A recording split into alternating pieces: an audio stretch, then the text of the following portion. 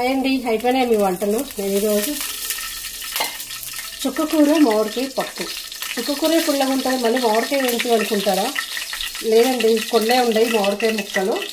పచ్చి మామిడికాయ అండి, మొన్న ఒకటి తీసుకొచ్చింది. ఒక రోజు పచ్చడి చేయంగా మిగిలింది కొద్దిగా.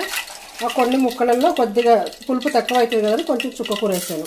ఇప్పుడు పప్పు అంతా రెడీ అయిపోయింది కదా, పప్పు మీద ఇలా కొత్తిమీర కట్ చేసి పెట్టేసుకుంటే మనం పోపు అయిన వెంటనే వేడి వేడి పోపు దాని మీద వేసేస్తే కొత్తిమీర మంచిగా ఫ్లేవర్ అంతా పప్పుకు పట్టేస్తుంది, బాగుంటుంది.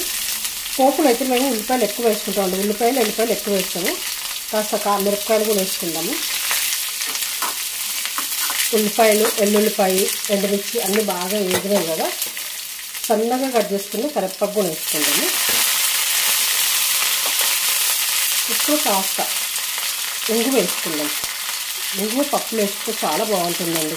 పప్పులోనే కాదు, ప్రతి కూరలో ఇంగు వేసుకుంటే చాలా బాగుంటుంది. పులుసు కూరలో అయితే కాస్త సూపర్ ఉంటుంది. దానికి ఇంగువకు అలవాటు పడితే మనం ఇంగువ వేయకుండా ఇందులో ఏ కూర వండుకోవడము. పోపు అంతా రెడీ అయిపోయింది కదా, స్టవ్ బంద్ చేసుకొని పప్పు గిన్నె ఇక్కడ పెట్టేసుకొని పోపు ఇందులో వేసేసుకొని ఇప్పుడు మూత పెట్టేస్తే మనకు ఆ ఆవిరి అనేది బయటికి పోకుండా కరివేపాకు పోపు స్మెల్ అంతా పప్పు పట్టేస్తే పప్పు సూపర్ ఉంటుంది. చూడండి పప్పు ఎంత బాగుంది, చూడడానికి అంతే బాగుంది.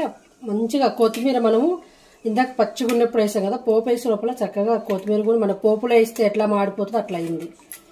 కమ్మటి మామిడికాయ చుక్కకూర పప్పు రెడీ అయిపోయిందబ్బా. వేడి వేడి అన్నంలో పప్పు వేసుకుందంటే అసలు ఇంకా ఈ కూర అక్కర్లేదు.